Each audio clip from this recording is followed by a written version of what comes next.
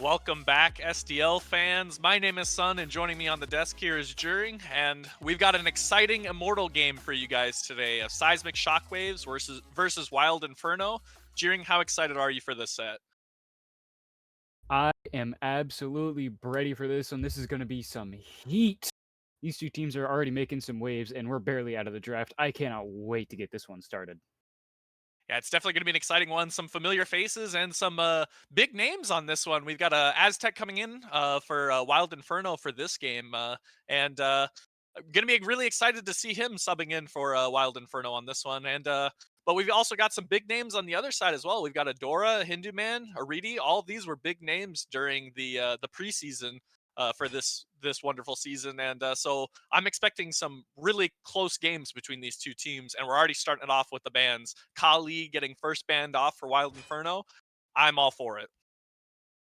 Yeah, Kali is very dangerous right now. Once it hits that late game stage, or even in the mid game, you just pop destruction, become practically unkillable, and unless you have an execute handy, there's not really anything you can do about that. The only other thing you could add to that ability is just CC immunity, but that's already more than enough.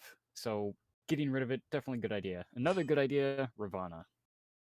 Yeah, Robin, again, all these teams are just doing their best to just remove that character, even with the nerfs that he received in the most recent Ferryman update. He is still a problem. And another problem for sure is Marty on the other side for sizing shockwaves, also getting taken off the table. Again, all ADCs struggle with the fact that they're not Marty, and so get rid of them. It's as simple as that. And Wild Inferno putting a bit of respect on some of the players over on Seismic Shockwaves with a Geb ban for Hinduman, one of his favorite picks, and a Freya ban, which I believe Aritti looked really good on in the preseason. And so maybe just taking that off of him because he looked really comfortable in one of those games. And I'm here for it. I mean, if Aritti's got a good Freya, get rid of it. Yeah, Freya can be very dangerous, especially since mage ADCs definitely not feeling quite as bad lately. Geb also very, very solid. He really rocks. And one thing not to sleep on here, Baba Yaga getting banned out as the final one. I have to place my money on Baba Yaga as probably the best mid laner right about now. I will Absolutely win insane peace by character. force. When it comes to traditional mid laners, I mean, Marty still takes the cake of just because he's probably the best character in the game easily. But a Wukong pick being first locked in for Wild Inferno, that kind of paints a really simple picture of what's going to happen. We're I looking to will be dive in these team standing fights. no And barrier so to on our the other side, success. immediately following up, you've got yourself a Nesha getting locked in, somebody who is very good about peeling the backline in these engagements. And again, and so just a great counter pick immediately coming out with this Nesha lock in for Hinduman and the support role for Seismic Shockwaves. And also a Hachiman pickup. Again, this character got nerfed in the most recent patch, but I mean, there's also a Silver Branch buff that came out. And so Wisdom shall with be my shield. those stemmed autos in Hachiman's kit, he's still going to be getting a lot of value from that item. He's still a very strong pick. And so I love seeing them first take that away for Seismic Shockwaves. Don't forget, Heavenly Banner on Hachiman also increases attack speed not once but twice. Once for cast and a second time for being in range of where the ability is actually cast. So you can get a lot of attack speed very, very quickly. And keep in mind, at max rank, that's 20%. That is a lot of attack speed to be piling on for absolutely nothing. Yeah. And going on the other side now, Wild Inferno, we've got an Athena and Ishtar pickup for their duo lane. So they said, hey, we see your duo lane. We're just going to go ahead and have a decent matchup into your duo lane and make sure that you can't ban away any of these decently strong picks. Athena taunt coming in, I again, should have being able to created a rotate world out that you with do her not ultimate as well exist for a in. lot of these team fights. She is very good at peeling the backline. She's very good at initiating a team fight. And then Ishtar, who's a very safe pick and can do a lot of damage in the late game. Very strong dual lane as well for Wild Inferno. Just as much as Seismic Shockwaves, it's going to be quite the brawl in that long lane. Ishtar, very, very solid ADC, has a little bit of everything. A little bit of mobility, some nice CC, some really solid early game aggression, transitions well into the late game, especially with that massive cripple coming out from the Blades of Retribution on the ult, not to mention the stun that also comes from it, and the fact she gets CC immunity. Very well-rounded ADC, very, very solid. I think it'll take some pretty serious nerfs to get her out of the metagame anytime soon, Speaking of metagame, though, Tiamat making a little bit of a resurface lately. I'm seeing a lot of this pick so far. I'm liking it. Yeah, with the changes in the Ferryman update to Tiamat's passive scaling when in dog mode and being able to cap on things a little bit Time easier to than because it eat. scales off of power and the power nerfs that mages received made Tiamat feel a little bit weaker. And so that change coming through makes Tiamat feel a lot stronger, a lot safer. And so a lot more teams are starting to look back towards Tiamat, which we weren't seeing a whole lot of in the preseason. So definitely going to be excited to see how that pick progresses on throughout the rest of the weeks to come. And for the rest of our bands coming out, we had a Yorm, Rat, Thor, Agni. We've been seeing all these gods in a lot of our matches, and all of these gods have been showing why these deserve bans. Yeah, another one deserving of a ban. Bakasura does end up surviving the bans, gets picked, and is getting ready to feast on Wild Inferno's backline as they pick up My a steed and I are Merlin. ready for yet another adventure. I'm a fan of the Merlin pick here. I mean, when it comes to the matchups on the other side, you've got a Nesha, but usually that Nesha isn't going to be too close to a Merlin. So you just get a free cast on a Nesha, and because he's just going to be peeling out the backline from this Lancelot being locked in alongside the Wukong for the dive. That's a lot of dive, and the initiation with the Athena as well. That is a scary, scary, The scary law initiation returns to and this dive potential land. coming out from Wild Inferno, and you've got to find some ways to handle that. And some good ways of handling it are that Nesha and why not bring in some fearlesses as well to help CC and set up for the team? Seismic Shockwaves coming in with a lot of really just high damage output characters right now, but Wild Inferno bringing in the aggression, some heavy dive versus some really solid team fight setup. I think we're looking at a really solid early to mid game going on. We might see some early objectives, some big team fights a little bit sooner than we might expect, especially since these teams are jam packed with some talent. Yeah, absolutely. And the when it comes to both of these teams, it seems like they both have their own decent distinction of what it is that they're trying to do. I mean, when it comes to Wild Inferno, again, their dive, their setup is really good. They've got a dash taunt to start up the fight. You've got Lancelot being able to blink in and cause some problems. You've got a Wukong being able to do the same. So a lot of different initiations that can come out for Wild Inferno. Whereas the Seismic Shockwaves have a really good ways to mitigate those dives and be able to counter engage a lot in these matchups. And so it'll be a very interesting dynamic between who's going to be starting the fights and who's going to be punching back when it comes to these two teams. But they've also got really good setup potential for Seismic Shockwaves when it comes to a Blink Fearless for one thing. So, but enough talking for the desk. Let's go ahead and send it over to Anthony and Ztan for game number 1.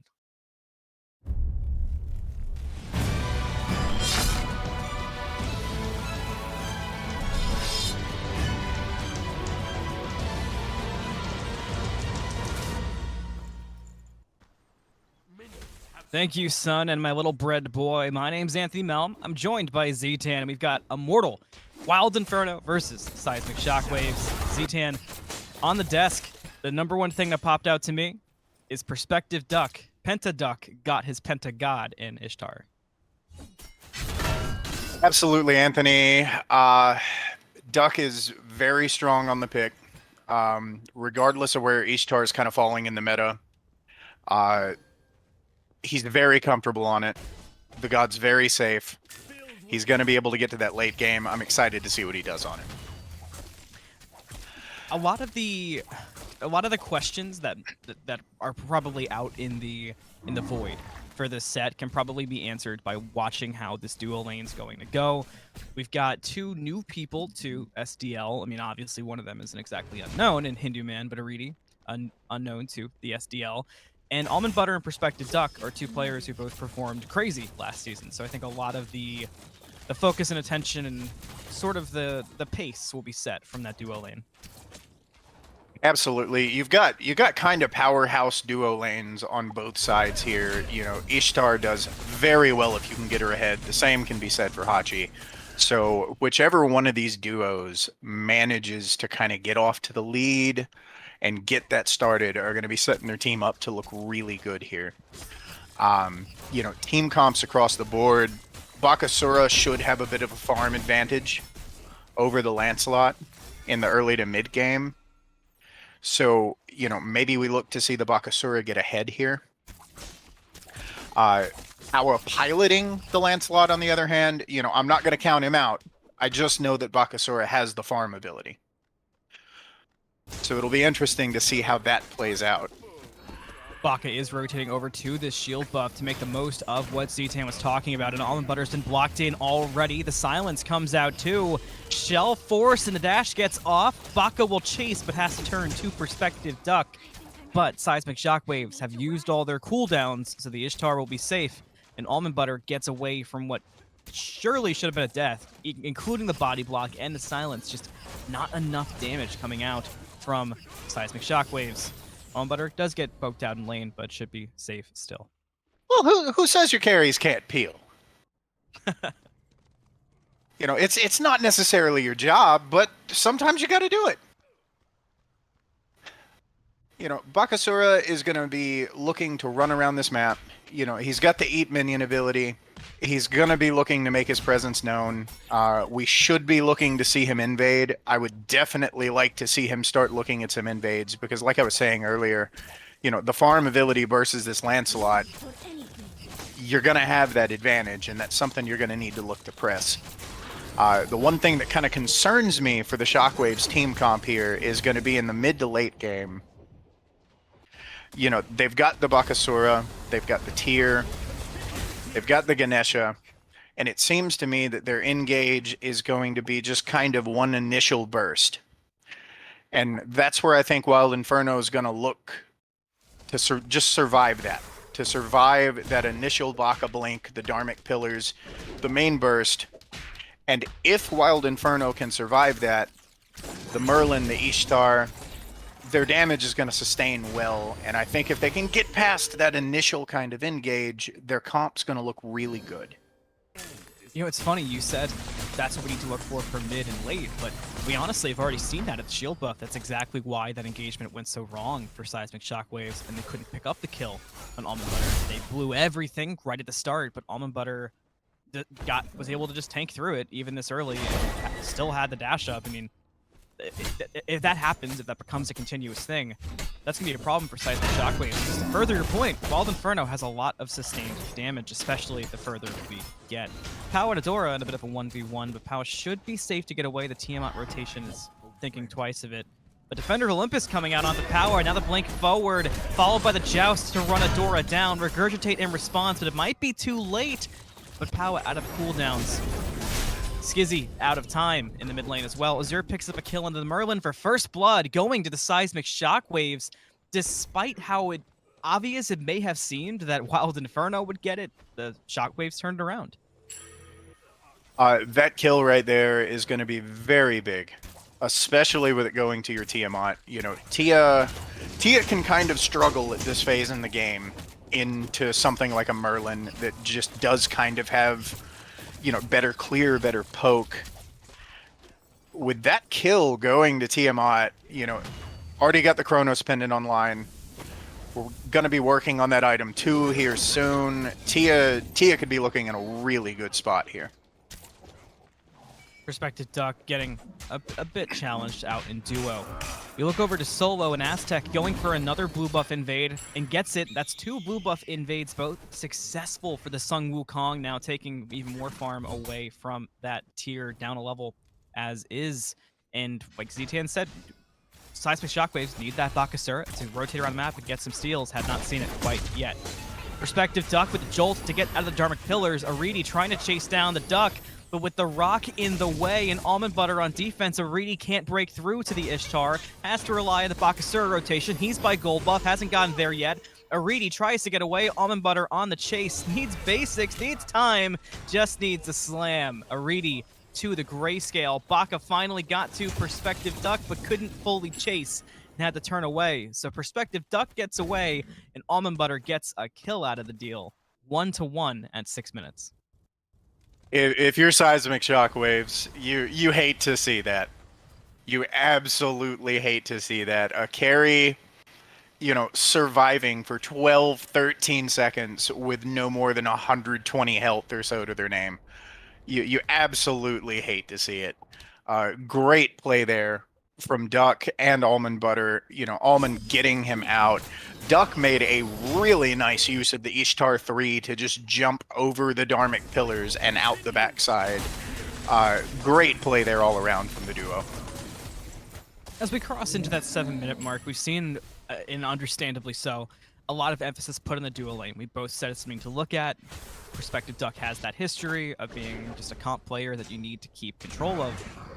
If there was another lane of importance, if you had to look somewhere that maybe these two teams are going to overlook, would it be solo, mid? We already talked about the jungle matchup, so which of the two would it be? I'd probably be looking for mid here.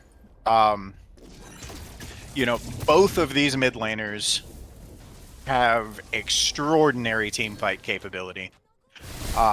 You know, Merlin has a little bit more in the way of objective burn, but they both have excellent AoE abilities, tick abilities, great damage output. So if I'm looking for a matchup, I'm looking to see whether Azure or Scizzy come out on top here and kind of provide more to the team, because they could both be huge difference makers. Attention, back to the duo lane. Almondbutter and POWAAAAHHHH rotating over. Aritti, aware of it, heads back. Solo in mid lane, excuse me, a kill in mid lane, not a solo. HiRezHinduman was there, and a kill in duo lane, both going the way of Seismic Shockwaves. Fantastic presence around the map for the Chaos side. That's going to clean up a lot, but HiRezHinduman did travel the long way around. He gets caught off in a taunt. POWAAAAHHH slams down. Perspective Duck waiting in the wings. Aritti with the mounted archery to get away, but the Joust on the follow. But POWAAAAHHH committed to Aritti, the other two on the HiRezHinduman, which might lead to both getting away. An attempted dive, but just not enough damage there for Wild Inferno. They split their targets at the last possible second, which gave the last possible chance for the Shockwaves to get away, and they took advantage and get away. Beautiful evasion. Just great play right there. You know, most times, most cases, the position that Hindu and Aritti were in, they're dead to rights. Aritti made great use of the mounted archery. Got out. They both got out. That's huge. You get 2 kills for absolutely no return. And, you know, Wild Inferno did their best to return it. They committed a lot there. It just couldn't be made to happen. You know, right now, gold isn't too wild. You know, Wild Inferno is up by, you know, about $1,000. Which, with the 2 kill that Seismic Shockwaves have over Wild Inferno, is kind of crazy. That tells me that Wild Inferno is farming better. And you were looking at the farm of the Bakasura and the Lancelot as something where the Bakasura was going to have just an inherent advantage, and it hasn't really been the case. We've seen maybe a couple better rotations out of the Bakasura in terms of on paper value, but they didn't culminate to anything because there was no kills off of them. They ended up both fizzling out into nothing but that early gank, and then the Baka gank to Perspective Duck on the nice jolt. So 10 minutes with Shockwaves leading in kills 3-1, and experience leading kind of spread across the map. I mean, the biggest advantage that the Shockwaves have is in mid. They've got to look to clean it up. Going to be a 3-on-3 by the shield buff. Adora's already poked out. Azure's going to try to come from behind to the Tiamat, but POWAAAAHHH's already dropped Adora, but Azure does clean up Perspective Duck. Scizzy on the follow-up rotation has Hindu at half, flickers forward looking for Azure. That's the main target right now for Inferno, and they find it. Tiamat gets dropped. Now the slam onto Aritti, who saved mounted archery, which is enough to get away, and 4 people over on the left side of the map are going to go for the dive under the tower. The Fearless onto the Ganesh should be enough for the kill, and it is, and almondbutter gets the credit. 1 left, and it's Aritti, and Azteck is making sure Aritti has nowhere to go. Grayscale for the Hachiman. 4 in left, and they dropped everybody else. That's a gold fury. Absolutely. Great fight. Great fight all around. They didn't commit too much. They didn't overextend themselves. They were patient, and it paid off. That lead that Tiamat has kind of built up is now mitigated a little bit. You know, got a little bit ahead in the item department, but that may be just because Merlin hasn't backed yet. Great plays. that gold is going to go a long way. You know, we've got a 3,000 gold lead almost in the favor of Wild Inferno here. So I'm here for it. That was great play from Wild Inferno. The target selection was something we both had noticed in a couple previous engagements for Wild Inferno. That was kind of spread around. They didn't have a main target. In that fight, they did it perfectly, almost too good, to where it feels like the Shockwaves maybe should have made it tougher to focus one person at a time. But it really was 1-to-1 to 1-to-1 for Wild Inferno in that fight. 12 minutes hit, and the Stygian Beacon is the target for Wild Inferno. They're standing in the zone already. HiRezHinduman is trying to set up a contest, but coming from behind HiRezHinduman was Azteck and gets the stun across. Ganesh goes for the retreat, but gets followed by the joust, and POWAAAAHHHH with a nice turnaround sends the horsey forward and drops Hindu.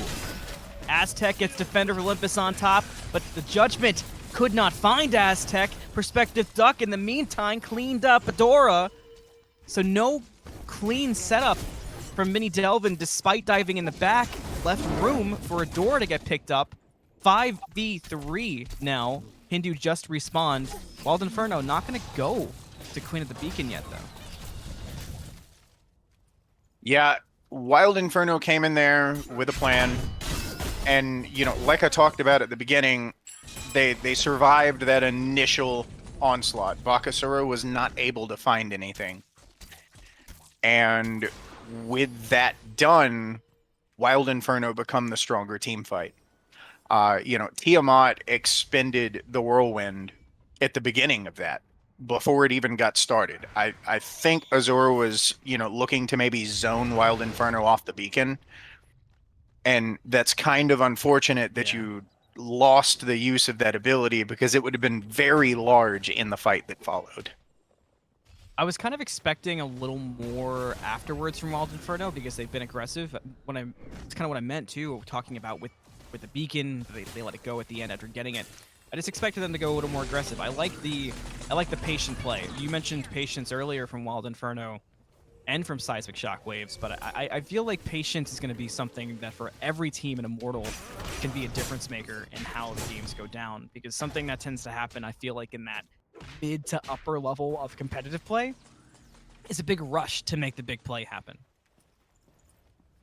Yeah, sometimes, you know, sometimes you get a little too ballsy, and sometimes you just really want to make something happen, and that's a big part of learning to play comp, is learning that you don't always have to. Sometimes it's better to wait. And patience is going to be a key for Wild Inferno here, because that initial burst that we talked about of the Seismic Shockwaves is big. You can't afford that kind of mistake, because if you do, Bakasura is going to kill your backline. So the patience for Wild Inferno is going to be a really big deal as this match moves on. Wild Inferno picks up the Pyromancer, and as we hit 15 minutes, Adora trying to make a play happen, but jumps into 3 people and is going to pay the price for it.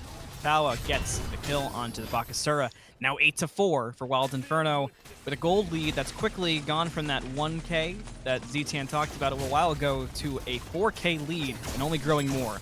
MiniDelvin taunted in, Dark Pillars try to get the tier away, but HiRezHinduman has to back up, and Delvin is still stuck. The silence was enough to create space, but the Blades of Retribution got a good stun. They let Wild Inferno step up, but they saw a Tiamat in the back line, and they turned around to punish the Tiamat. There is that target selection, and that target selection saves POWAAAAHHH.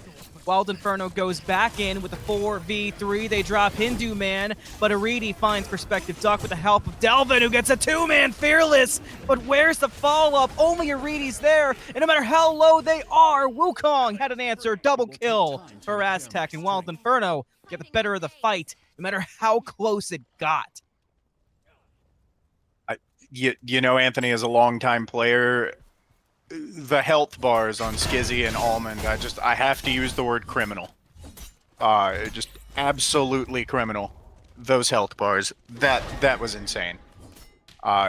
Scizzy made a fantastic use of his abilities there, waiting very patiently. That was just beautiful.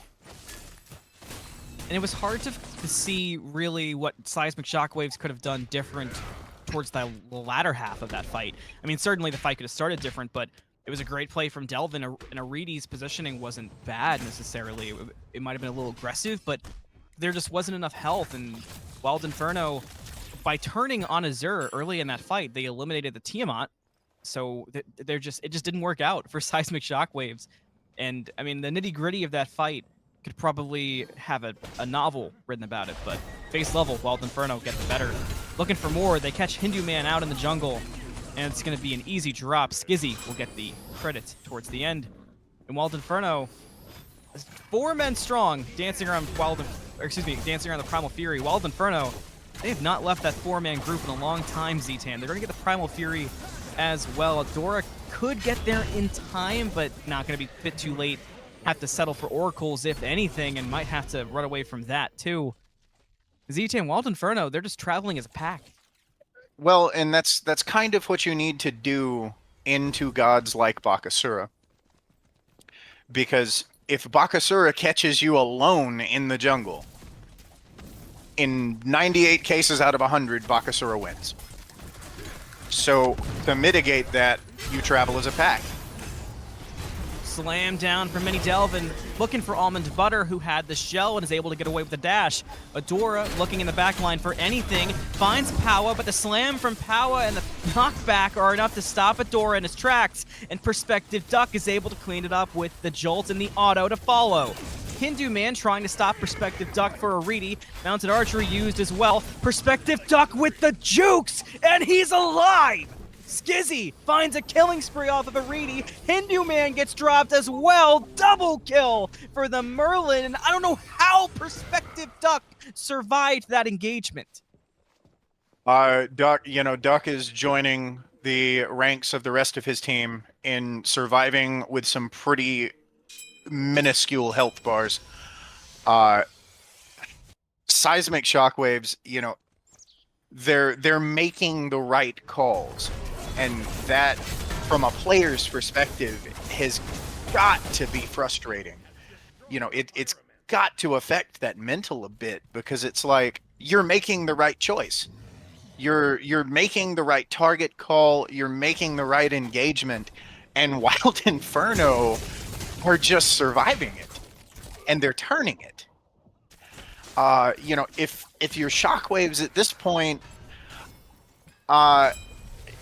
that last fight we watched Azteck just zone half of the Seismic Shockwaves team. And when you're in a scenario like this, maybe this is the point where the Shockwaves need to look to maybe play front to back. Maybe stop trying to chase out these squishies and just kill the guy diving. That might have to be the response. I mean, Wild Inferno's not giving them a choice but to answer that Sun Wukong, and I think that's, like you said, that's where all of this chaos is coming from in these team fights, where the plays they're making that should be working just are falling flat, because you're chasing out somebody like a Perspective Duck, but you can't get through almondbutter, you can't clean up a kill onto POWAAAAHHH due to the build that POWAAAAHHH's going, and while Azteck is just in your face, causing so much grief to Adora and aritti and Azure that you can't really free up anyone to do anything. Shockwaves need to find an answer, because at 20 minutes, it's 15-5. Wild Inferno leads with coming up on 7k gold, which is not where you want to be. We talked about it being 1k, then 4k, and it's only growing. Wild Inferno will not stop here. Dash in and a taunt to follow onto Azure. Slam down from MiniDelvin. Finds the knock-up, but doesn't find more than that, and Azure will not escape. Perspective Duck will ensure it, but the Fearless into the Dharmic Pillars don't look great for the Ishtar, but Ishtar's been left alone in the ring with just HiRezHinduman, who got poked out in response. Now the Aegis on Regurgitate and Adora will finally drop the Ishtar, but POWAAAAHHH was able to find HiRezHinduman. Adora could be next, should be, would be, is. Scizzy on a rampage, and Wild Inferno still 4 strong in the mid lane. It just feels like there's nothing that the Shockwaves can do in these team fights. Yeah, that whole engagement, all of those ults expended, and you did come away with Perspective Duck. MiniDelvin tried to get get them to come away with more, but could not quite do it. Blinked in the back, found a Fearless, but nothing more than that. So Z, like, to go further on your point, it just nothing they do works. The plays don't work. The exciting highlights don't work. The only thing that's worked in this past 5 minutes was that Wild Inferno couldn't get a tier 2, but they get a Dark Pillars trying to catch Scizzy out. Yeah, I mean, you know, like I was saying, that whole engagement, all you end up coming away with is the kill on this perspective Duck, which is big. You know, Duck is definitely a problem, but to expend so much and only come away with that, you have to wonder if that's really a win for you. Which, you know, in this scenario, you're down 12 kills, you're down, you know, almost 7k gold. So any positive really is a win.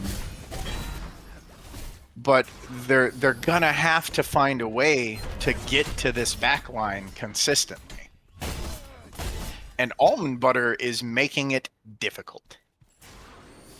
Almondbutter is making it difficult. Azteck is making it tough to leave your front line alone, or excuse me, your backline alone to do backline things. Just nothing seems to be working out for Shockwaves. They're going to concede this Gold Fury as well.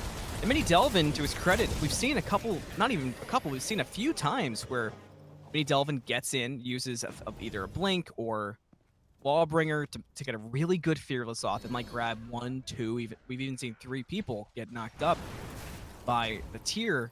But every time that happens, Azteck has the backline so busy, the Shockwaves can't respond to Delvin. We're going to see a Pyromancer get picked up, and Wild Inferno is just going objective to objective now, too. Yeah, they're looking at this fire, and you know, it's going to be dangerous for the Shockwaves to really hard contest this. MiniDelvin and HiRezHinduman both considering it. Azure there as well. Health bars aren't looking great for Wild Inferno with the start, but they're already turning it around and finding a Dora. Azure did clean up almondbutter in the back line, which is a positive for Seismic Shockwaves, but they need more than that. They did get Inferno off the Fire Giant, and they're pushing tier 2 in left.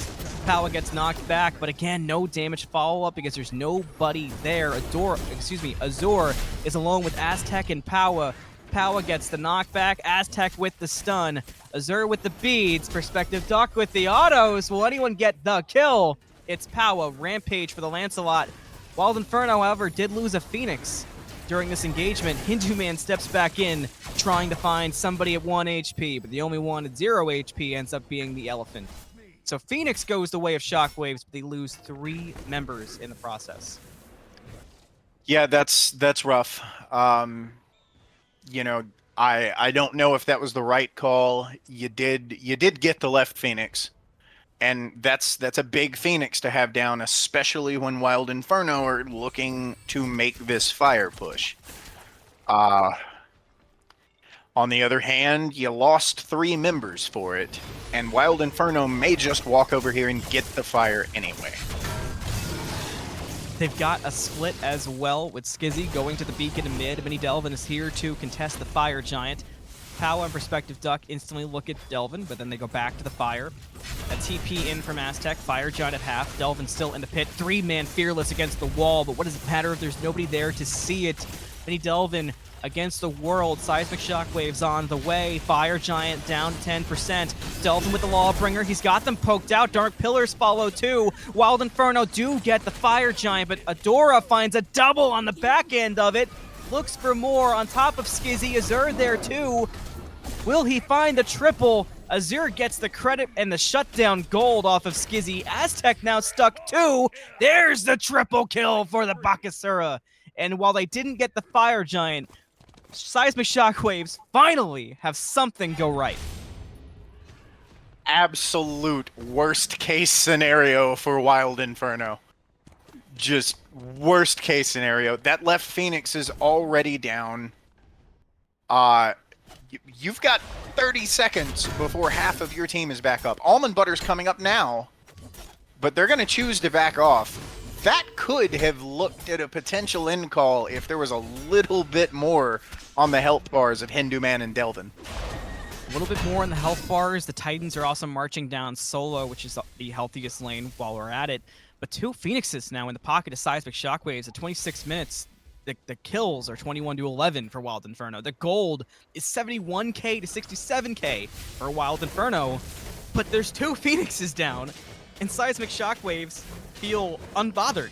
They're going to get the Titan advantage now, too, to be able to push up their Titan down the solo lane. So Wild Inferno have had an amazing game, you can't deny it, but they're sort of hand-delivering the game back to the Seismic Shockwaves. Yeah, I mean, if you look at the numbers and the stats and the kills alone, and then take a look over at the mini-map, it's unreal. It doesn't make any sense. But I guess it turns out that aritti split push was kind of big. Yeah, there was no answer, and Wild Inferno decided to focus on the fight during that split push, and it has proved to not work well for them. Seismic Shockwaves are on the Primal Fury. It's down to 6k health, and Wild Inferno's on the way. POWAAAAHHHH leading the charge. Almondbutter around the side. Primal Fury down to 2k. Almondbutter may be able to get there in time. It's going to be close. He does not. Seismic Shockwaves get the Primal Fury. And on the back end of it, the Seismic Shockwaves not backing down like we're accustomed to seeing, despite Hindu and Delvin being a bit poked out. Now they'll go ahead and reset. Wild Inferno will also look to recoup because, remember, they've got 2 down Phoenixes they need to deal with. Well, the Phoenix on left side's about to come up. You know, your middle Phoenix, you got about 1.5 minutes, maybe 2 minutes on it. You know, it's going to come up somewhere around the same time as Fire. It's going to have to be something dramatic to make a change happen. Adora finds Almondbutter. MiniDelvin goes aggressive onto Scizzy and Perspective Duck, but finds a shotgun of Perspective Duck, and that's enough to back Delvin up. Pyromancer looked at from the Shockwaves, but they realized that Azteck was hovering. Adora took a dangerous route, but gets away with it. Shockwave still looking to find somebody out. They find Perspective Duck, and Azure cleans up the Duck. Looking for another. MiniDelvin finds Scizzy. Almondbutter gets dropped too. That's 3. POWAAAAHHH with 1. Azteck with 1. It's a 3 for 2 so far. Fearless from Delvin to get Power and Azteck away from the squishy backline of the Seismic Shockwaves that are trying to retreat in Adora. Azteck and POWAAAAHHH still looking for Delvin, and POWAAAAAHHH makes it happen. Unstoppable now for the Lancelot. Fire minions are pouring in mid and about to be at left with Adora, so POWAAAAHHH has to head there right away. Bit of a race against the clock, but should get there in time. Yeah, that's big. That's real big. It gives them time. And time is exactly what they need here. You know, they still have a gold lead. It's not like they're incapable of fighting. It's not like they're down 12k. They're capable of fighting. What they need is a little bit of time to get these Phoenixes back online, and that's exactly what that fight gave them. Seismic Shockwaves aren't going to be able to position for the fire immediately. Wild Inferno is going to be able to get this mid Phoenix up, and, you know, then it's going to be like it never happened. Mistake avoided. The mistake avoided, and the big things I want to call back to are you talked about that mid and late game and what that wrote for this game. Has it worked out the way you expected, or have things really taken a turn? And as we hit 30 minutes, 24 to 14, what's the big thing? I won't have long to say it, but what's the big thing you're looking for here? Right now, I'm kind of still looking at the Tiamat and the Merlin. Both are doing insane damage. Speaking of which, Adora taking a lot of that big damage. A Frenzy gets used in response, but Adora's already retreated on out. POWAAAAHHH keeps Azure away. HiRezHinduman still playing aggressive. Pyro is picked up and dropped throughout that. Adora now looking to re-engage as Azure is the main target in the mid lane.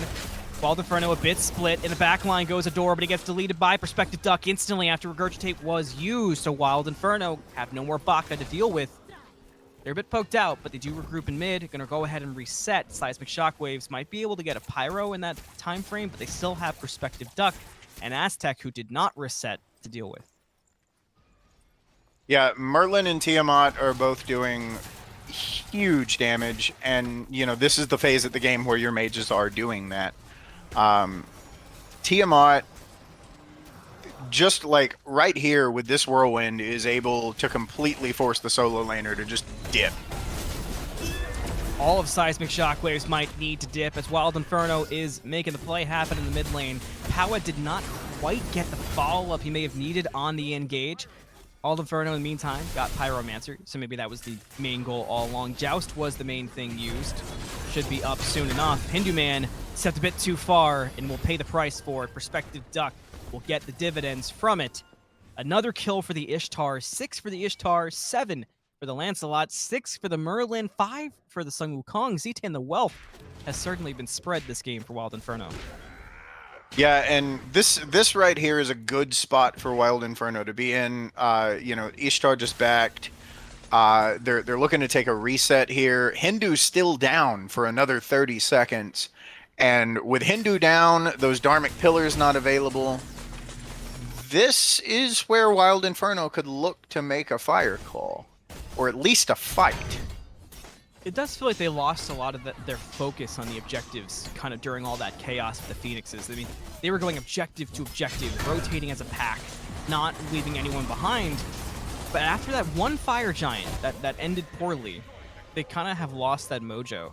And they had to respond to the Phoenixes, that's more than understandable. But if they can't recapture that full mojo, the momentum is gone. That's, you know, the definition of momentum. I'm wondering if Seismic Shockwaves have really future-proofed themselves from the earlier mistakes of Wild Inferno. Yeah, I mean, that fire was, you know, that is literal worst case scenario, absolute nightmare for any Smite player. You even get the Fire Giant and then, you know, lose 4 players and a Phoenix on the back end of taking it. It does not get worse than that. Wild Inferno are trying to recover from that still.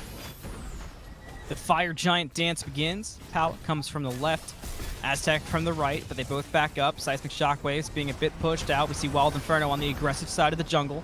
Scizzy with really good poke onto HiRezHinduman, but had to back out.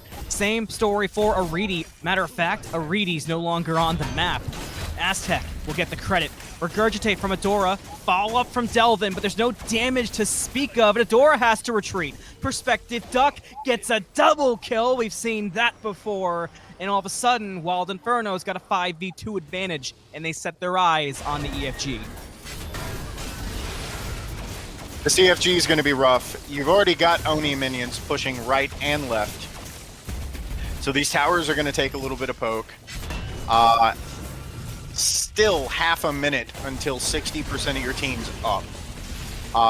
At least one of these Phoenixes is guaranteed toast. Probably 2. So Wild Inferno are about to completely reverse the situation that they were in just a few minutes ago. And the problem with reversing it is we talked about for Seismic Shockwaves, the slow burn of the comeback was the strength. And now all of a sudden it's heating up rapidly, and the cracks are starting to shine through.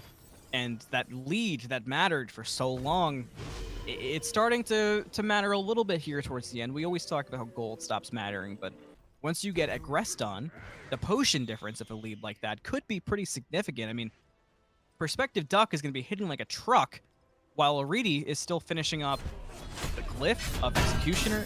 Just got that recently. Still has upgrades on relics, let alone thinking about potions. Seismic Shockwaves are really going to be on the back foot. And if you are the Shockwaves, Ztan, what's the key to this defense, if there even is one? Or is it as simple as, you know, brace for impact and try to survive? Well, you know, you've got the Dharmic Pillars, you've got the Regurgitate, you've got Tiamat potentially going down. A big shell on the back end of it. Defender for Olympus comes out to try to help POWAAAAHHH, who gets away. But look at the back line. Look at Azteck. He's been doing it all game and doesn't stop here. Azure still hasn't fully paid the price for getting aggressive, but Azteck will pay the price for hunting down Azure. That's a 4v5. Now, Wild Inferno seemed to have a good moment. They had a good pick, but it disappeared. So Seismic Shockwaves stumbling into good news, maybe even more than that. Adora uses the Regurgitate on POWAAAAHHH, chases down POWAAAAHHH further and gets the shutdown. MiniDelvin goes aggressive too, but Adora stepped too far, and Perspective Duck cleans house at the Bakasura. So Wild Inferno now in a 3v4, but you can't help but feel like that's not the end of the world considering their style. Almondbutter gets the taunt onto Azure, and there's a double kill for Perspective Duck, just always in the right place at the right time. Not done yet. HinduMan's next. Ztan, they can't catch a break. I didn't even see HinduMan on the map by the time he was gone. Yeah, you know, you asked about a defense, and at the start of that, you know, your best chance for a defense as far as the Shockwaves were concerned was, you know, these Dharmic pillars, the regurgitate, you know, Bakasura potentially getting into the back line and trading his life for Perspective Duck or Scizzy, but you know, that's no longer an option. Now your mid Phoenix is down. They may just walk over and take the left too. Things are grim. Yeah, it's Judgment Day. It's brought down. Almondbutter. Delvin does get the Athena brought back, but a play like that on the Athena when your backline is not anywhere near you, unfortunately, for MiniDelvin doesn't equal much opportunity. So Inferno get the 2 Phoenixes on the middle and left. Right side's down as well. So Fire Minion's going to pour in from 3 lanes, and Inferno can basically just sit and stalk their prey. Yeah, you know, I really want to see this Tiamat do a little more casting from the back. It's not exactly how you would normally want to play the character, but in this scenario, like we just saw over towards that beacon area, between Perspective Duck and Scizzy, the Ishtar, the Merlin, if a single crowd control is landed onto that Tiamat, there is no chance for a oops, I messed up. She's just dead. So if Shockwaves are going to mount a defense here, I really think it needs to start with Baka finding a pick in the back and Tiamat staying alive to cast. 38 minutes, Ztan. 38 minutes of a slow burn into a chaotic game. Inferno currently leading, but I will not say dominating, because we've seen Seismic Shockwaves just have too many answers. They've got 16 to the 32 of Inferno. Inferno stepped up in the jungle, and MiniDelvin going to try to make them pay. Does find the stun off the Lawbringer. Dark Pillars to follow. But again, the same problem persists in that they don't have follow-up. Adora tries to be the follow-up, goes in the back line, finds Almondbutter, but gets stuck and gets caught by the Duck. Unstoppable now for the Ishtar, and Inferno look to regroup and push up in the 4v4. Azure lags behind, stunned out from Azteck, but POWAAAAHHHH can't go in, and Azteck is the one caught out, and aritti cleans him up. Scizzy dives in deep, gets aggressive, but gets dividends for it. POWAAAAHHH finds MiniDelvin. Azure with a response to Perspective Duck, and it's a 2v2. With all the fire minions pouring in, Seismic Shockwaves have to make a lot of this 2v2 if they're going to get aggressive and not defend the Titan, because the Titan's already down to half health, and it's dropping quick, Ztan! It's down to a quarter by the time they get back to defend it. Do we have a case of Winions here? Nearly so. That Titan has to be 10 HP for Seismic Shockwaves. Oh, it's not even 1,000 health. You know, that's the problem you run into with 3 Phoenixes down. Is even if you win the damn fight, you're not winning the minions. Oh, it's kind of a shame to see. I mean, the Shockwaves put up such a fight, and for this to be the situation they're in, I mean, I don't ever want to, you know, really sell a team out like that, but at this point, I mean, it's going to take an ability for that Titan to die. And with 3 Phoenixes down, even with 2 of them close to respawning, you're just so vulnerable that I don't really know what the Shockwaves can do. Well, I mean, the good news for the Shockwaves is that really the only person that can go in there and solo that Titan is Scizzy, who also happens to be extremely squishy. It is unlikely that he gets in by himself and just solos the Titan without dying. So they have that advantage. You know, Left Phoenix is about to come up, but Wild Inferno are getting the CFG. And so those Phoenixes that you have worked so hard to get back up are dollars to donuts about to be gone just as fast. if Wild Inferno walk this down, It's game. it doesn't spell anything good. I was sitting here thinking about fancy 3-1-1 splits, but it looks like Wild Inferno is going to take the 5-man down mid approach. HiRezHinduman goes aggressive to try to stop what could be the end, but Perspective Duck finds a blow with the basic attack to drop the elephant. Azteck goes aggressive as well to try to create a new opening for Wild Inferno, but to Seismic Shockwaves' credit, they pushed them back a bit further. 2 Phoenixes up, make it 1 mid Phoenix dropped, and Wild Inferno stepping up. Not much will be needed to drop that Titan. They got to keep them out of the throne room. It's down to 500 health, and just like that, it's gone. The Shockwaves put up a fight, but that was all they could do at the end. Wild Inferno take game 1 of the set.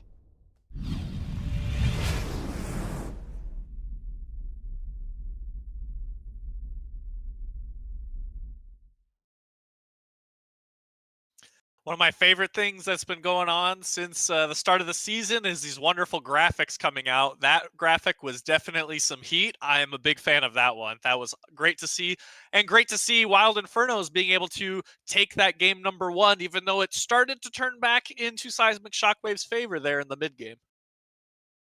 They were definitely making some plays to try and get themselves back into the game, but just like you were saying at the beginning there, it's really about who punches first and how well can they counterpunch.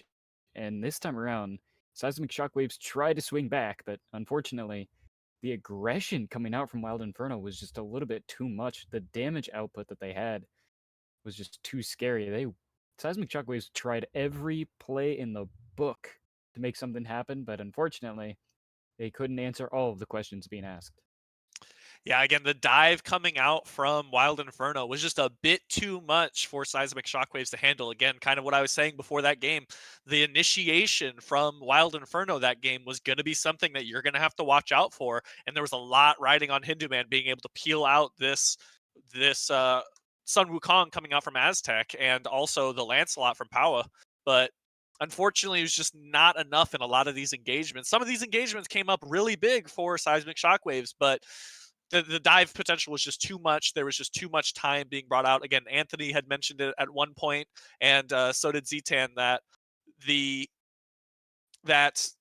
MiniDelvin had a lot of really great fearlesses or blink fearlesses pulling in 2-3 people in a lot of these engagements, but unfortunately nothing came of them because there was just a Wukong in the back wreaking havoc on the back line, and so they cannot damage these people that MiniDelvin was bringing forward for them to be able to cast on.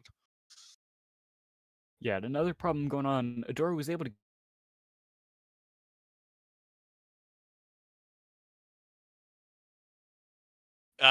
I mean, Ishtar also looked wonderful that game. Perspective Duck getting a lot of kills in that game and a lot of damage coming out from that pick. Not as much as the Merlin coming out. Again, Scizzy was able to free cast a lot in these team fights, which again posed a problem when it came to the front line of the Seismic Shockwaves, HiRezHinduman, and MiniDelvin, both just getting absolutely shredded by the Merlin's damage in a lot of these engagements because Scizzy just wasn't being looked at. So if I'm Seismic Shockwaves and I'm looking at game number 1, we had a really great mid game, and so we need to pick people that can have a really solid early game that probably should be set up dive gods to initiate in a lot of these team fights to try and counter what it is that Wild Inferno wants to do with your own initiation. If you can initiate in before them, then that's something that you would want to do for when it comes to the dive coming in.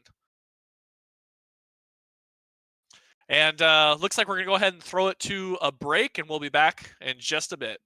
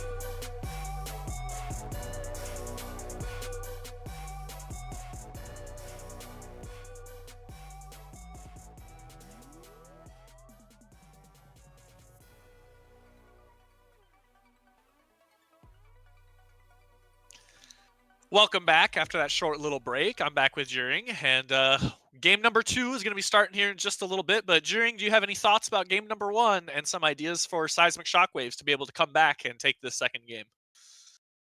Seismic Shockwaves were doing a really good job, especially in that mid game of game number 1, but unfortunately, the dive coming out from Wild Inferno and the aggression was just a little bit too much for them to be able to handle. They made really good plays, won some team fights, set themselves up very nicely a few times, but Wild Inferno was just bringing a little bit too much heat for them to handle.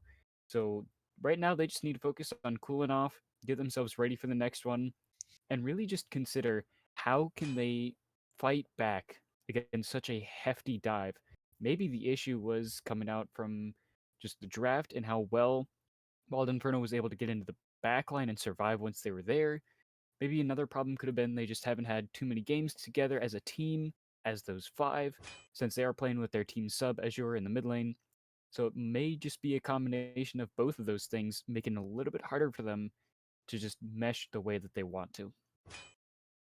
Yeah, and something I kind of noticed in game number 1 that bit of a player habit coming out again, that Geb ban coming out.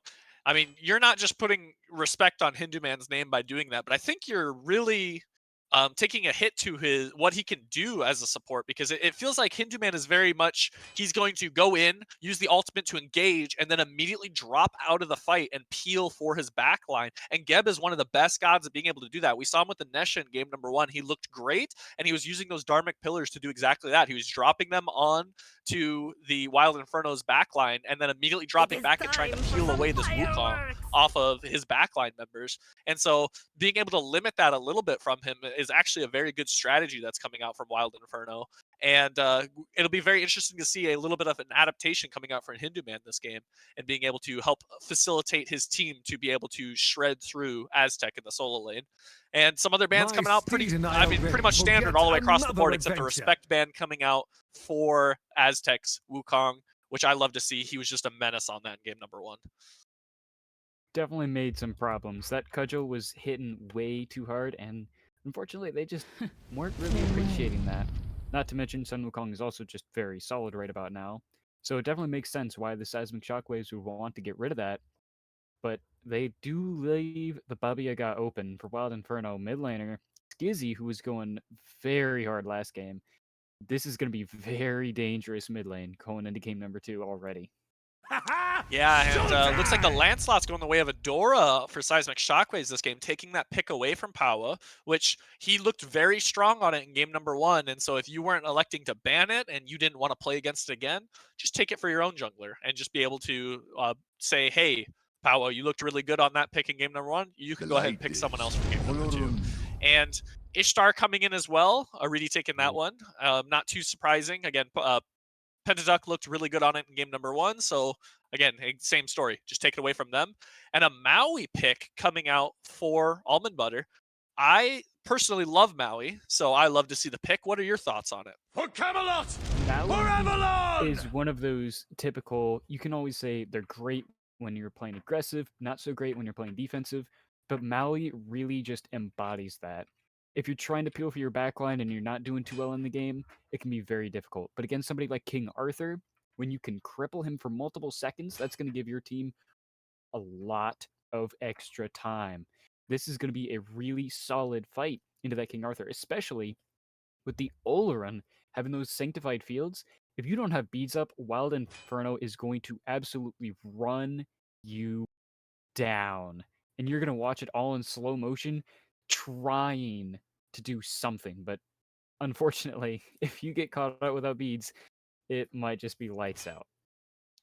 Yeah, I mean, Sanctified Fields being a very strong ability, one of the strongest ultimates in the game, but unfortunately, the rest of Oleron's kit just isn't as strong as that ultimate. So, in my opinion, that was the team telling him, hey, can you play Oleron this game for us so we can have this great ultimate? Because if I was an ADC, I wouldn't want to touch this god. With a little bit of nerfs of his power crit damage coming out, it's just he's just not as strong of a god. So kind of, I mean, I don't personally like the pick myself, but if you can get a lot of value with that Sanctified Fields, I'm all for it. Or if you can get off to a nice solid lead, I'm all for it. With a Maui backing you up in the laning phase, it'll be a decent chance because Maui puts a lot of pressure on in the long lane.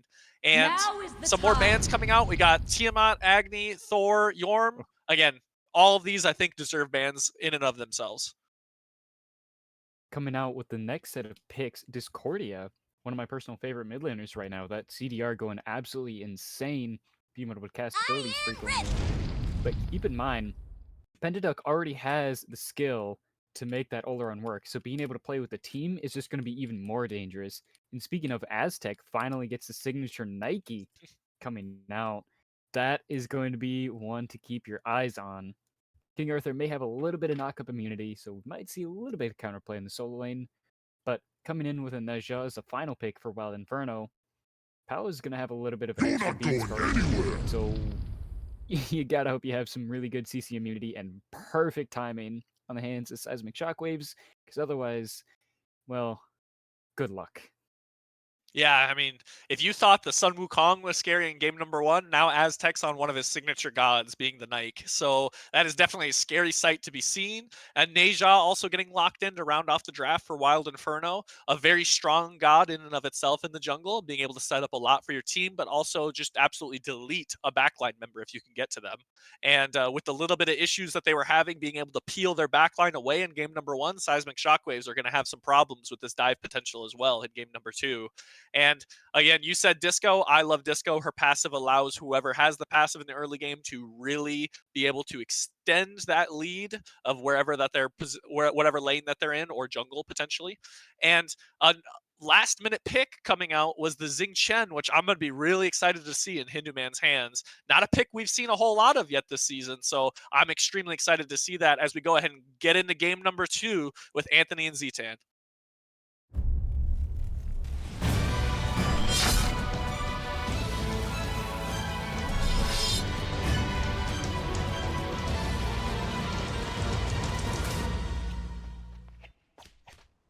Flames are up, Battleground's ready. That means it's time for game. Once again, I'm AnthonyMalum, joined by Ztan. Wild Inferno versus Seismic Shockwaves for the Immortal division, currently up 1-0, Ztan. And what from the picks and bans stuck out to you? Because I know that you've probably got thoughts. So, my first immediate thought, if I'm Seismic Shockwaves here, is Winged Blade. It's not going to help you much with the Oleron ult, but the sheer amount of slows that have capability on the side of Wild Inferno are going to be just as bad almost to deal with in these fights as the Sanctified Field is.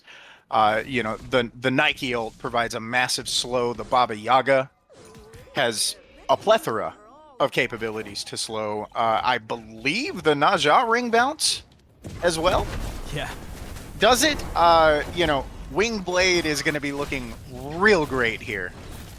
I do like the Xing Tian pick from HiRezHinduman. You know, that gives you some long sustained CC immunity to kind of combat this Sanctified Field and maybe even potentially pick up Oleron and throw him away from it. But the Wild Inferno draft is nasty. It is very nasty. And my Oleron stocks personally have been rising since we saw a performance, I believe it was maybe even recorded from us yesterday, of an Oleron playing incredibly well. The mage ADCs are definitely taking a tick up, but Oleron's been standing out to me significantly. So I like it, especially because with the Ishtar taken away, they probably were trying to really pigeonhole Perspective Duck into selecting something that they wanted. And I'm sure that they didn't have the Oleron at the front of the mind. They probably were expecting a Rama or a Hachiman or something of that. Sure.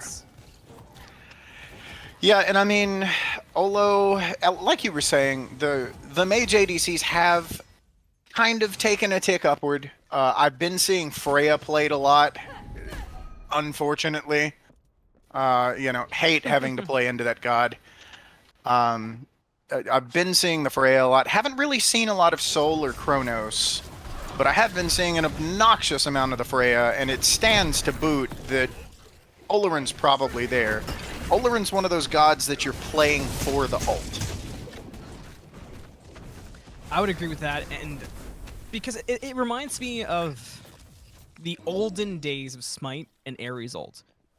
Because beads weren't exactly given for free early on, so you really had to respect the pure existence of Ares.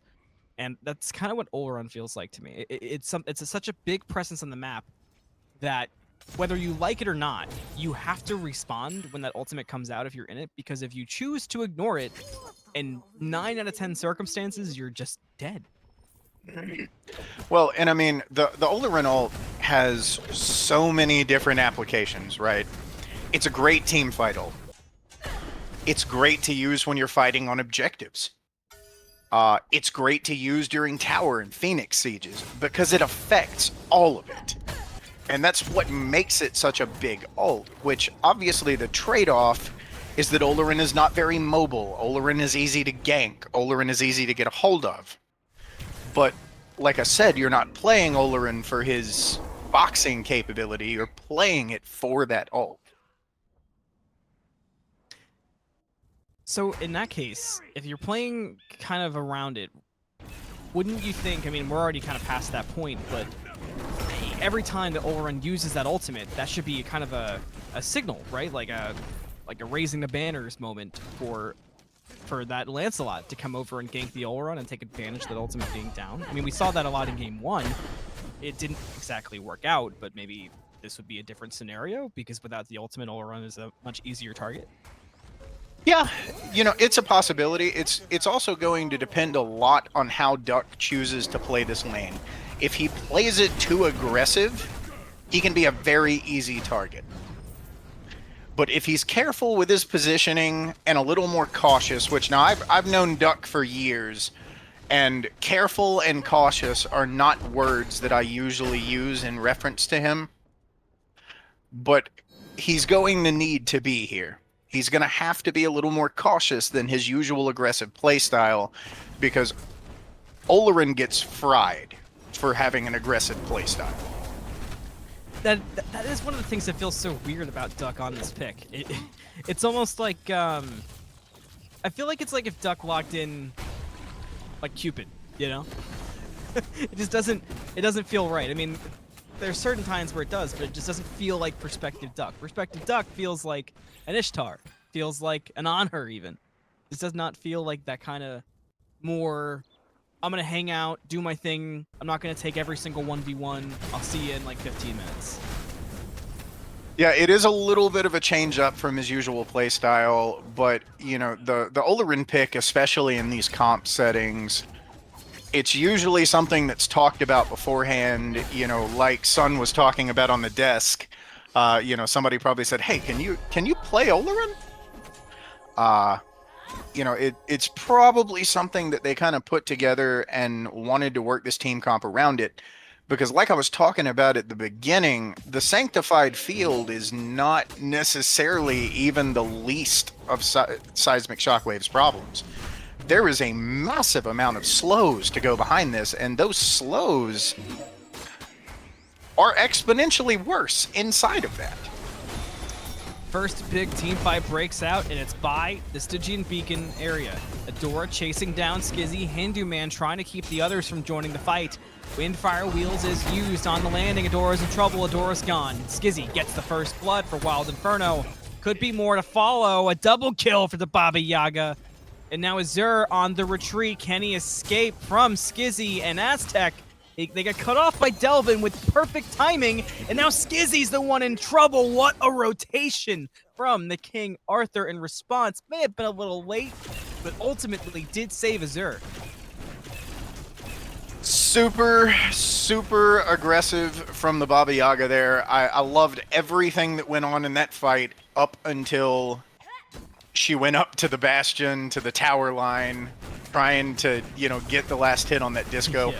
That was greedy. One of that triple. It was greedy. It was a great fight, but the end of it was greedy. You know, you want it. I get it.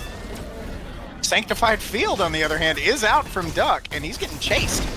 They want Duck badly. Adora will find Duck. Almondbutter a bit too late with the slam to get him away.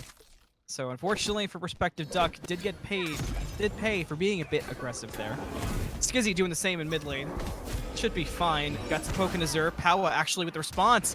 In the sash, Windfire Wheels as well on the landing. Scizzy will clean up Azure with Baba's Brew. So Powa making something happen completely out of nothing, but does get thrown back by the washing machine. House might not be enough to get Powa out. It's not. HiRezHinduman with a kill now too, to make it 3-3 between Wild Inferno and Seismic Shockwaves. Yeah, that's a great response from the Shockwaves there. You know, Scizzy ended up with the early 2 kills on the Baba Yaga. As strong as the god is right now, that's, you know, one of the last things you want to see if you're Wild, or if you're Seismic Shockwaves, is that Baba Yaga getting, you know, a gold lead. She's strong enough without it. But they made a great response there, getting the return kill onto prospective Duck. You know, Olerin is a god that is capable of doing damage, but it takes a while to get it online. He needs a few items, like most of the magical ADCs. So that kill onto Duck, you're forcing him to wait. Oh no, a solo kill that turns into a tower response. That's the worst possible feeling for any solo laner every time. Nothing burns more than that. Almondbutter and Prospective Duck in a bit of a 2v2 scenario. Blades of Retribution come out on Prospective Duck. Sanctified Fields follows, but Joust doesn't care about the Fields. Duck trying to use the Fields to hide, but took the back way around and ran into Azure, who cleans him up with the Apple of Discord, and Almondbutter now left alone to try to escape. Scizzy rotating over, but there's 4 members there, and Scizzy gets caught out by Powa, does get away with Blast Off. Almondbutter will be the sacrificial lamb, but Scizzy, staying a bit too close, could wind up paying as well. Powa can't get there either. Scizzy still being chased out. Azteck on the rotation, goes in aggressive. Powa looking to follow up. Scizzy and Powa take a couple steps back and reset with Scizzy, but then Powa goes in, but not trying the full commit. Hindu could get picked off, has the blink available. Powa looking for Adora. A beads on the Windfire Wheels from the Lancelot, but the sash was still up, so Powa does get the kill onto Adora.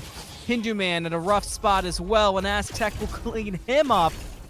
So Wild Inferno again just have this magical ability, Ztan, to make something out of nothing in fights where they just have no right to make anything happen. Azteck continues that, dives under the tower, and Powa is there for a cleanup on the basic. The tower will take Azteck out, but the damage is done, and the new target, Gold Fury, will go easily to Wild Inferno. All right, Anthony, you can take a breath now. That fight went on entirely too long. That fight went from Wild Inferno losing half of their members down towards, you know, the XP camp on their side, to all of them respawning, making it all the way back up the map, continuing the fight against Shockwaves that they had already lost, pushing them back, killing them, and taking the Gold Fury. Wow. Just wow. Wow, indeed. that was every fight between these two teams feels like that. 11 minutes and 30 seconds passing the clock by. 7-6 for Wild Inferno versus the Seismic Shockwaves, and the gold is not really the topic of conversation this time, unlike it was in game number 1. It's been much more lax. Same thing with the experience leads. They're much more even than we saw in game 1. The biggest one being in mid, which is obviously due to the kills going the way of Scizzy. And as we get close to that 12-minute mark and the beacon around the corner, who do you have having the advantage of this beacon fight, assuming we get more rotations? Because right now it's just Shockwaves.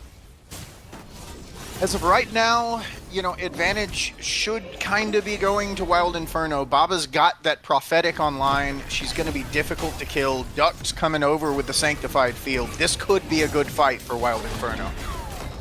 And it might be taking a while to get going, but we'll see how the back end of it does lay out.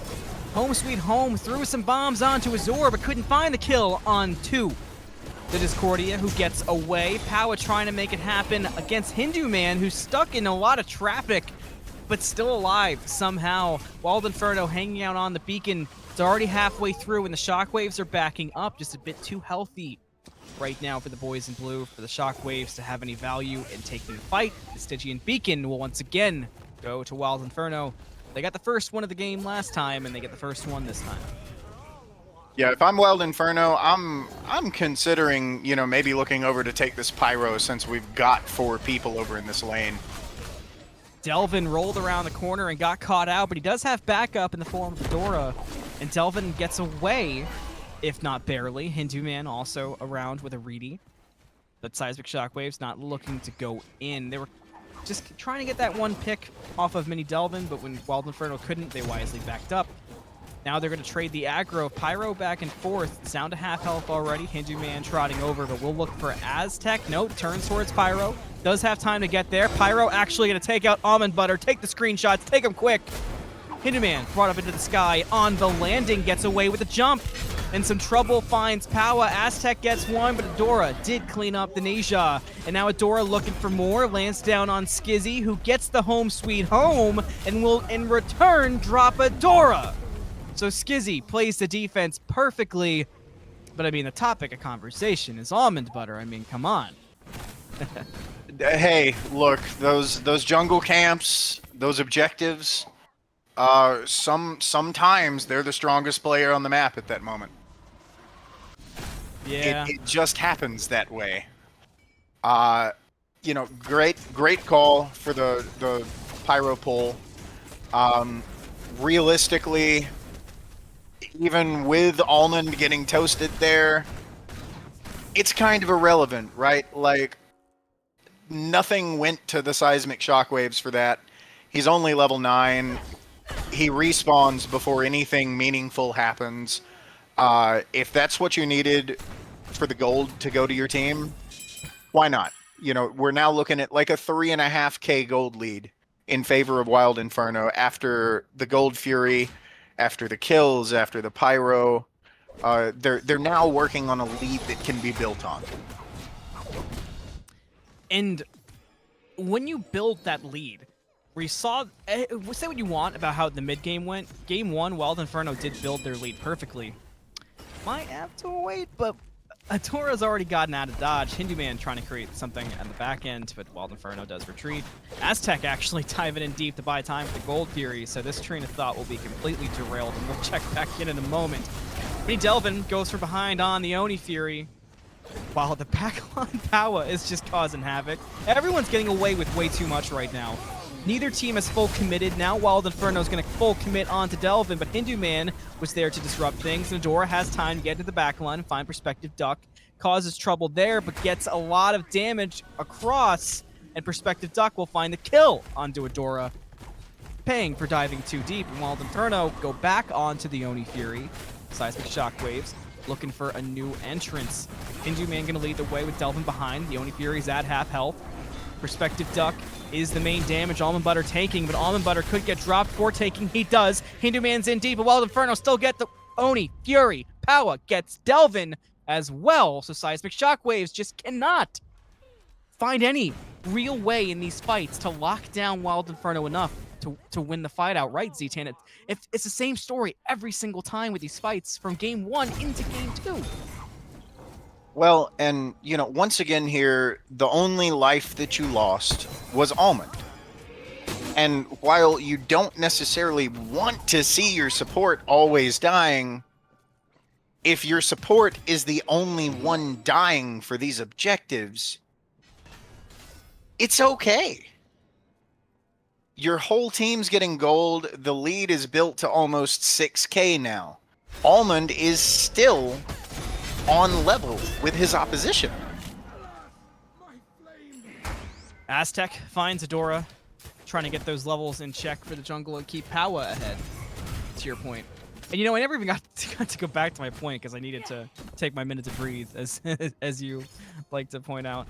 Wild Inferno in game 1, at the start of game 1, had this fantastic momentum of win a team fight, go objective to objective, clean up the map, clean up all the farm. And then until we saw aritti with a nice split push, that continued, and then that disrupted the momentum. This game, it kind of feels like they're more taking their time, and they're not trying to rush ahead. But what's interesting to me is that wasn't the problem in game one. That was the best part of their game. The problem came late when they overcommitted to a fire giant. So where does the balance come in comms? I mean, if you're on Wild Inferno, are you saying like, hey, we did things amazing in the start of game one, let's just clean at the end, or did you come in with a new game plan?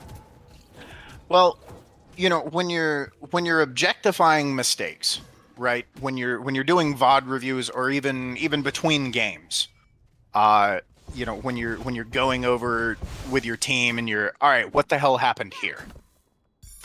You know, stuff like these fire calls, the reason that they're so big is obviously because the backside of them, you know, if people die, the other team gets the fire, you know, you start losing objectives, towers rapidly. And so what you've got to do there, especially when you have a botched one like that, you have to go over your gods. You have to say, okay, what do we have for secure? What does the other team have for secure? What's up? What's available? Do we know if relics are down? And in order to correct these mistakes, you've got to make better calls and timing on pulling. Well, they're pulling Pyromancer in the face of the Shockwaves. They're going to 50-50, and HiRezHinduman's in the pit as well. Wild Inferno will get the Pyromancer. Hindu couldn't stop it. Washing Machine on Azteck to throw him to the back. Landfall already used to the left.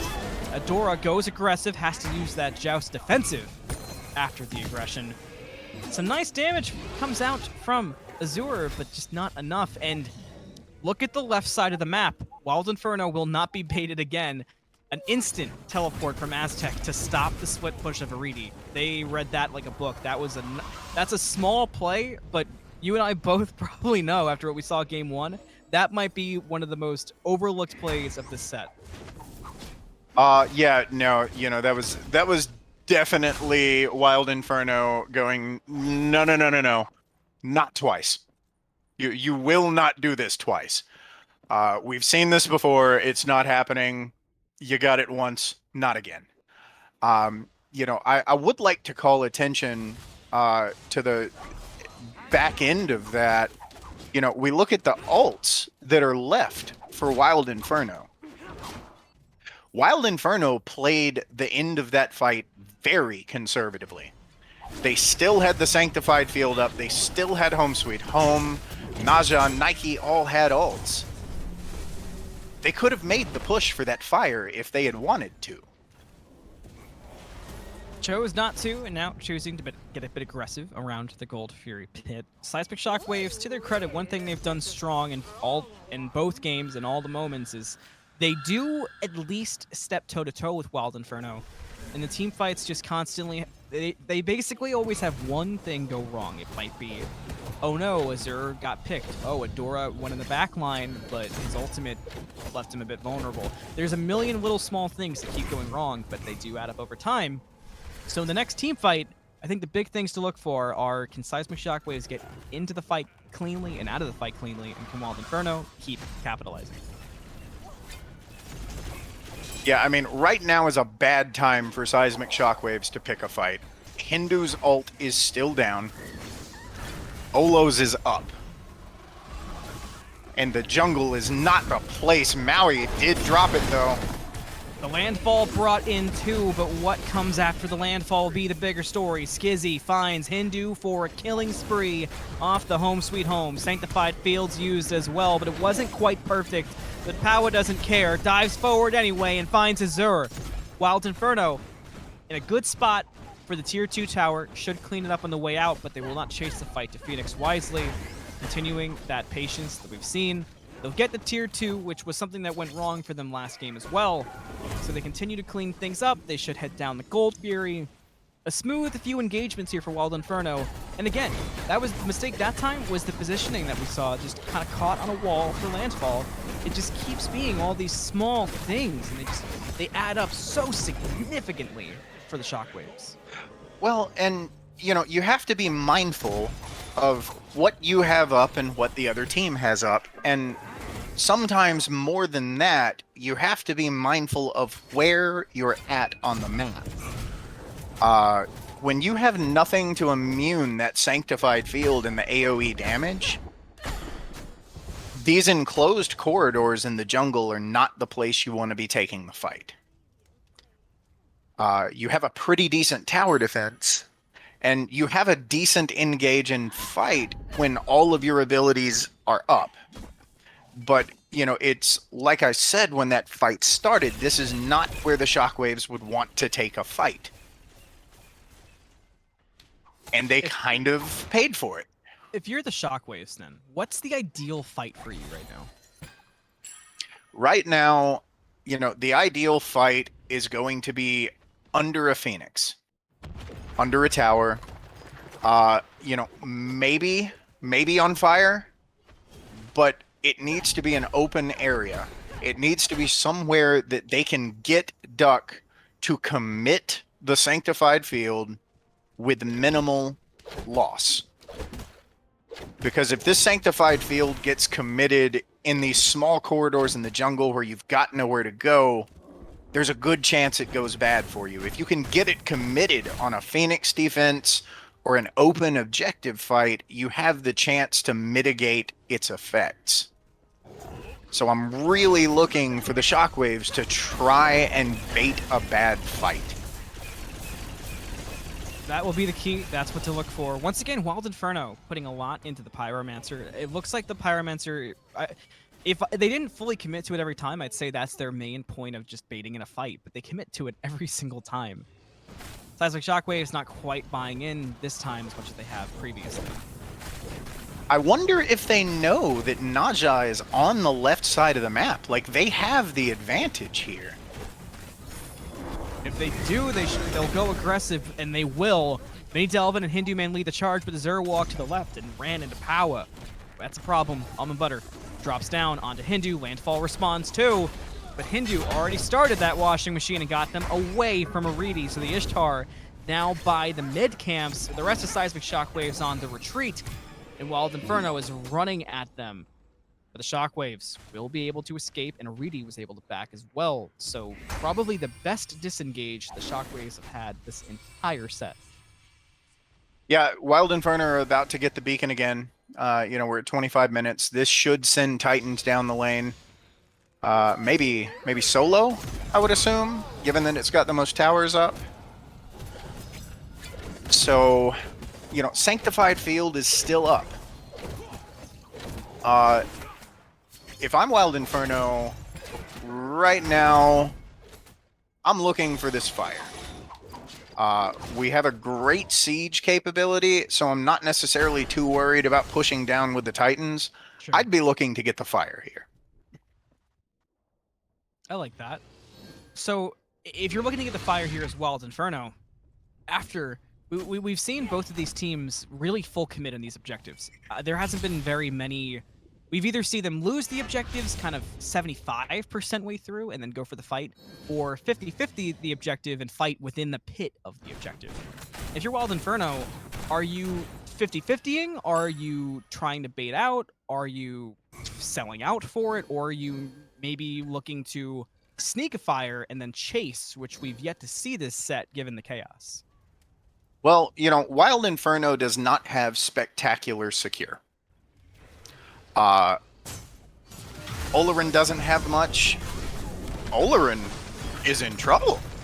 Baited the Sanctified Fields. Ztan's been looking for that, but Hindu was still in the Sanctified Fields, so Perspective Duck gets the kill onto the Jingshin.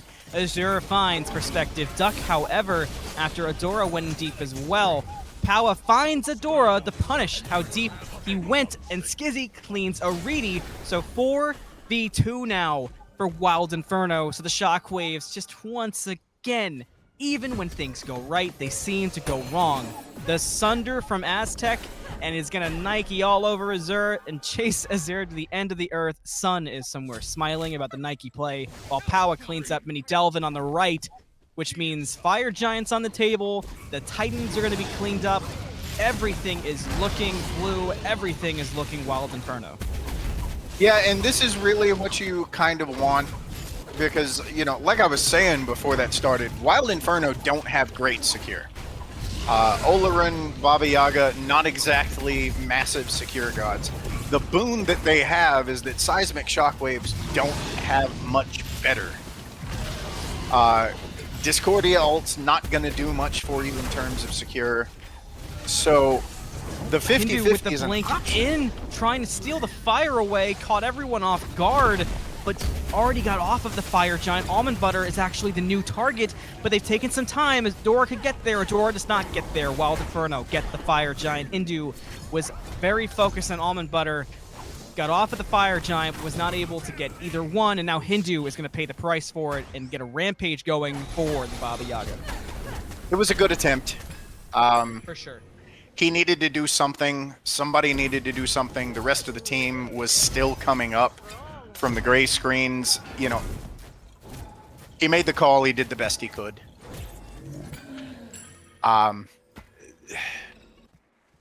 Shockwaves are gonna have to make an excellent defense here, and it's gonna be hard. It's gonna be very uphill. The entire team of Wild Inferno now has that fire buff. The gold lead is starting to show through a bit.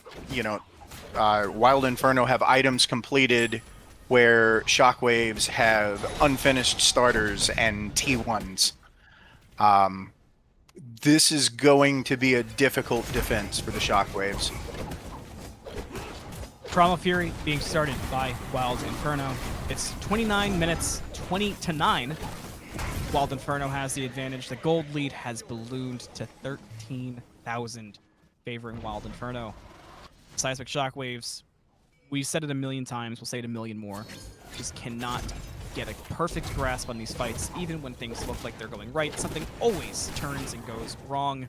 And Wild Inferno, on the other hand, seems to be light on mistakes. So if you take out some positioning, if you take out some objective 50-50s that we've seen that turned bad, Wild Inferno has played a very clean set. And they're making the use of the strengths that we saw in the team compositions. And now they're knocking on the door. The Phoenix and the Shockwaves are just trying to defend. Yeah, I'm expecting to see the engage here from Azteck with a following Sanctified Field. Right on cue, Azteck goes in, but no Sanctified Fields. Maybe saving it as Azteck got a bit aggressive and was punished for it quickly. Azteck slightly poked out, but could still go in. Aritti with the TIE Fighter shots from the back. Hindu standing in front. Still no damage, goes crazy, so we still have some time of the Phoenix dance. Yeah, they're looking for the right time, and, you know, minion waves coming up. This could be it. Yeah. Oh yeah, that's it. The Sanctified Fields come out. Everything gets dropped, and POWAAAAHHHH goes in the back to find Azure for the rampage on the Neja, and then turns and sees an Aritti. Azteck gets Hindu. POWAAAAHHH chases Aritti back to the fountain and turns and sees a MiniDelvin. Adora gets caught in no man's land behind everybody, and Scizzy will kill the Lancelot.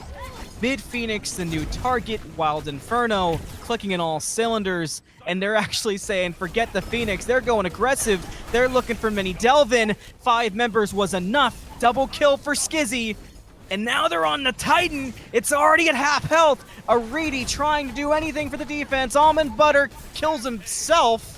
Azteck finds Aritti, and it ends up going to Wild Inferno as they drop the Titan after some weird UI stuff at the end. Wild Inferno takes the set.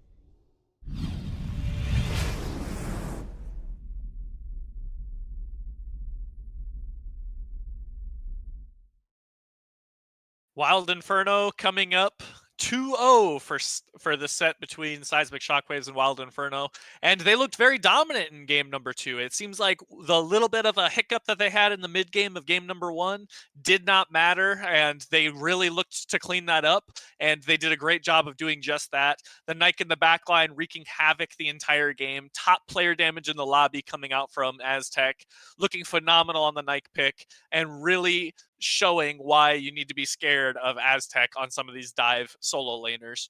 Looked great, and I'm sure the team is feeling pretty great after that one. Jeering, what do you think? I think we saw a massive output of damage coming out from pretty much everybody on the side of Wild Inferno. Almost everybody that has damage dropping 20k, except for Powa, who built a lot of defense in that build on the Naja jungle. Even then, still making 18k. That's more than Azure in the mid lane. And I don't know if you were watching that, but Discordia was dropping some fat ability combos, getting those taunts into the damage. Those stripes were doing so much damage, but unfortunately, Seismic Shockwaves not able to do enough. They tried to do something, but unfortunately, it was up to Pyromancer and Titan to take out almondbutter, where Seismic Shockwaves just couldn't. Yeah, to me, it kind of felt like the Seismic Shockwaves weren't really looking to play their own game when it came to what they wanted to do. It seems like they were just trying to counter too much of what Wild Inferno wanted to bring to the table. And so, unfortunately, since they're not playing their own game, they didn't look as strong as they did in game number 1. They really had to try and counter Azteck and the dive coming out from Wild Infernos. And so, unfortunately, weren't able to come out on top. Wild Inferno looking great for week number 1, but Seismic Shockwaves still got a lot going for them. Again, it's week number 1. They've got a little bit of cleaning up to do, but they can be a formidable team. Yeah, they were playing really solid. They made some excellent plays, team fights. Some of them were going really well, especially into a team that was just really oppressive at some points in the game. Unfortunately, just wasn't quite enough this time around, so they still got some things to work out. But overall, very promising start against a very powerful team. The thing that they need to work on first, though, Azure in the mid lane dropping single-digit wards in games. Tisk, tisk. Wards win games, that's for sure. Guys, thank you so much for tuning into STL. Be sure to follow us on the Twitch at Smite Draft League, and make sure to subscribe on the YouTube channel to see more STL content. Till next time, I'm Suun, this was Jeering, and we had Nublet on production, and Anthony and Ztan for the cast. Thank you guys so much, and we'll catch you next time.